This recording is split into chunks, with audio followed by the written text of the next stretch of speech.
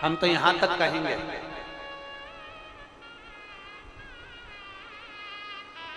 यहां तक कहेंगे, यदि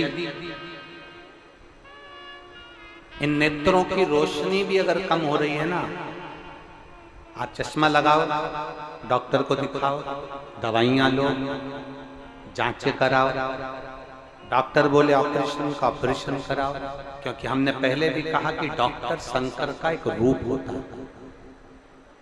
हमने पहले भी कहा कि डॉक्टर शिव का एक रूप होता है।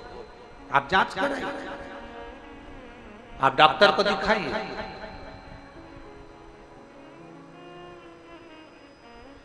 और जब डॉक्टर को भी दिखाते हुए आपकी आंखों में अगर आराम ना लगे, तो फिर किसी शिव मंदिर में शंकर का शिवलिंग हो, जलाधारी हो, और वो जलाधारी का पानी, शिवलिंग की जो जलाधारी होती है वो थोड़ी मोटी होती है। बोलो बोलो, देखा है आप लोगों ने कि नहीं देखा?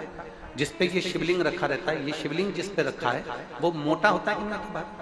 तो जलाधारी जो मोटी होती है ना चारों तरफ, तो शंकर पे चढ़ा हुआ जल इस जलाधारी में से जब यहाँ से बहकर आता है, उस स्थान पर अपनी हथेली का स्पर्श करिए और स्पर्श कर कर शंकर के मंदिर में ही नेत्रों को लगाने का प्रयास करिए।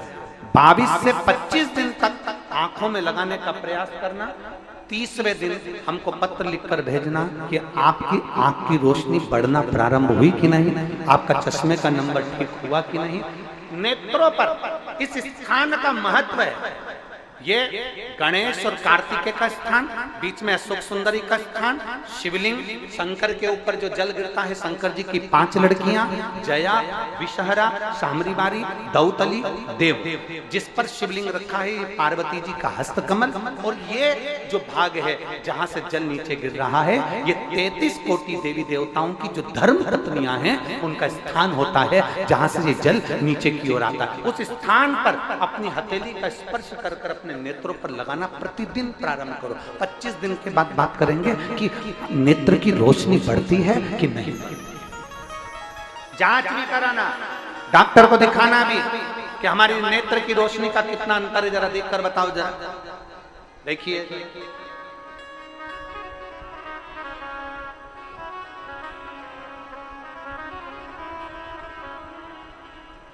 और मेरे भोले तेरा सहारा है, मेरे भोले तेरा सहारा है, मेरी नैया का तो किनारा है, मेरी नैया का तो किनारा। इन नेत्रों पर लगाने का प्रयास। ब्रह्मचित्त शिव भक्त, शंकर का वो वरदानी भक्त, शनि महाराज ने अपनी दृष्टि दे दी, तकलीफ आई, दुख प्रारंभ हुआ, कष्ट आना प्रारंभ हुआ। शनि जब अपनी दृष्टि देता है, कष्ट आता है। और ऐसा कोई व्यक्ति नहीं जिस पे शनि की दृष्टि नहीं पड़े।